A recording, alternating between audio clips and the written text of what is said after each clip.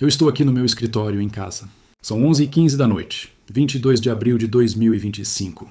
Acabei de fechar um relatório que pode mudar uma cidade e, honestamente, eu não pretendia falar hoje, mas algo me pegou no peito esta tarde e não sai. A casa está silenciosa, a luz do abajur é fraca, o teclado ainda quente no meu colo, e lá fora a cidade respira como se nada estivesse em jogo. Eu passei metade da vida calculando, multiplicando, escalando, e agora percebo que o que eu queria comprar na verdade me comprou primeiro. Não é orgulho, é cansaço. É perceber que o desejo por mais vira uma cela sem grades. Lembro de uma frase de Jesus que atravessou meu pensamento como um golpe. Onde estiver o teu tesouro, aí estará o teu coração. Como deixamos o dinheiro tomar as rédeas da nossa alma? Me conte nos comentários de onde você está me escutando. E se quiser permanecer nesta conversa, inscreva-se no canal. Será que ainda dá tempo hoje? Eu não sei se ainda dá tempo hoje. Eu não sei se é só cansaço ou se é coisa mais funda. Uma espécie de febre que não passa. Deitado na cama, eu conto os passos do teto, como se isso fosse diminuir o nó no peito. Você sabe, eu passo a maior parte do meu tempo pensando em produtos, em escala, em soluções que prometem libertar o mundo, e aí essa pergunta me derruba. Por que deixei o dinheiro ditar as minhas noites? Eu simplesmente não consigo tirar isso da cabeça, e acho que preciso compartilhar com vocês. Tem horas em que a cabeça não silencia, as lembranças se embaralham. A primeira oferta, o primeiro contrato, o sorriso que compramos com uma viagem cara, e tudo vira culpa disfarçada de sucesso. A ansiedade me acompanha como um relógio que não anda. O quarto fica menor. O colchão parece mais duro, tenho insônia, e me pego segurando as lágrimas até que elas quase me sufocam. O que faz do dinheiro uma prisão invisível? Será que vendi partes de mim em parcelas mensais e nem percebi? Essa é a pergunta que não me deixa respirar hoje à noite.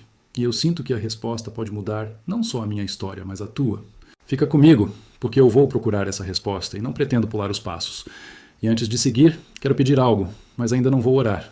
Quero que você esteja pronto quando eu começar. Eu tinha todos os sentidos voltados para o teto, contando os pequenos defeitos da pintura como se pudessem ser respostas quando algo rompeu a normalidade. A luz do abajur esticou por um segundo como se alguém puxasse uma cortina invisível e o ar ficou mais denso, não frio, não quente, apenas pesado como uma pergunta que não quer ser evitada. O relógio na parede continuou marcando segundos, mas o tempo mudou de textura. Foi tão súbito que quase pensei em alucinação, e aí veio a voz. Não uma voz que falou alto, mas uma presença que falou dentro, clara como notificação no meio da noite. Não era um sermão, era uma observação tão simples que doeu. Onde está o teu coração? Por que você deixou o dinheiro ser o mapa da sua vida? Qual é o sentido de tanto acúmulo se a minha alma tem fome? A pergunta atravessou minha pele. Senti o peito abrindo e apertando ao mesmo tempo, como se alguém mexesse em gavetas internas que eu nem sabia que existiam. Não vi um homem com barba entrando pela porta. Vi uma claridade que tomou a sala e uma certeza que não veio de cálculo. Se a consciência é de alguma forma mais do que só sinapse, então o valor que damos às coisas deveria aparecer aqui, onde dói. Um cheiro de chuva, ou talvez de tinta fresca, entrou pelo corredor. O silêncio deixou de ser vazio e virou testemunha. Eu tentei responder com argumentos, planilhas, memórias de sacrifícios, mas nada encaixou. Aquela presença não veio para me condenar. Veio para nomear o lugar onde eu estava preso. Fiquei ali, ouvindo, como quem recebe um diagnóstico inesperado. Não vou resolver isso agora. Só sei que algo foi arrancado do meu peito e iluminado, e eu não consigo fingir que está tudo bem. Nos próximos minutos, eu vou falar o que ouvi e tentar traduzir para vocês. Quero que isso seja real, que a gente não passe por cima. Ainda não vou orar, mas estará vindo algo mais profundo.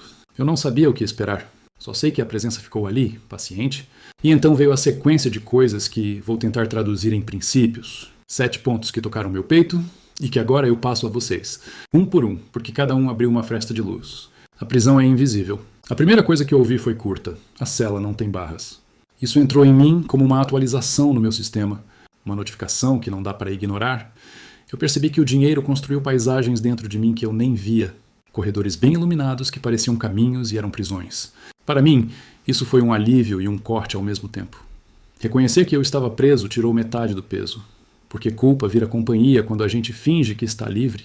Para o mundo, isso significa que muita gente anda ao lado de outras pessoas sem saber que compartilham a mesma cela. O sentimento que ficou foi de clareza, quase um suspiro que atravessa o peito. O desejo se disfarça. Em seguida, uma frase curta. Aquilo que você deseja usa seu nome. Eu pensei nas primeiras ofertas que aceitei, nos contratos que assinei com alegria e depois com um nó. Era como se o desejo tivesse assinado embaixo de tudo, e eu passei a obedecer ao que comprei. Na minha vida isso foi cirurgia. Percebi que minhas escolhas não eram só profissionais, eram votos diários. Coletivamente, é a razão pela qual sociedades medem dignidade em saldo bancário. A sensação que ficou foi de tristeza limpa e de alívio, porque agora eu podia apontar o que precisava ser desfeito. Valor é narrativa. O princípio seguinte foi ainda mais direto. Preço não é significado. Eu entendi que dar valor a algo é escrever uma história sobre ele. E eu tinha escrito histórias que me empobreciam por dentro. Para mim, a cura veio quando comecei a recuperar memórias sem preço. O abraço da minha filha que nenhum investimento comprou. Para todos, isso muda relações, porque passamos a comprar menos o outro e a ouvir mais. Terminou com uma paz que pesa menos no peito. A referência é prática. Um quarto princípio, há um firmware da alma. Foi dito de modo simples, quase técnico. Atualize a sua rotina, reinicie prioridades, e eu, homem de tecnologia, entendi na prática. Mudar a rotina financeira mudou a minha ansiedade. Em escala, se sistemas inteiros atualizarem, o mundo acelera para uma economia mais humana. Eu senti esperança como processo, não milagre. O dinheiro é um espelho. Quinto princípio, ele reflete o que você teme. Quando eu olhei para o meu extrato, vi mais medo do que orgulho. Para mim, foi a chave para iniciar a conversa comigo mesmo.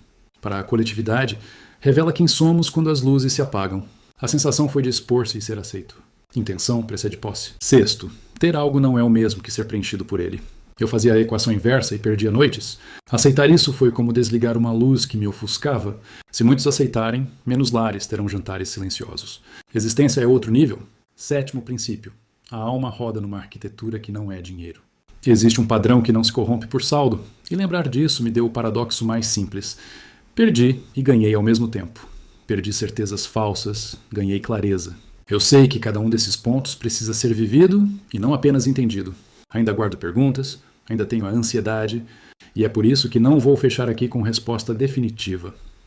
Nos próximos minutos, eu vou pedir que você segure comigo essa inquietação, que respire com intenção, porque a oração que se aproxima não vem para apagar todas as dúvidas, vem para nos colocar diante delas com mais luz. Fique pronto, porque vamos entrar juntos nisso. Fique pronto, porque vamos entrar juntos nisso.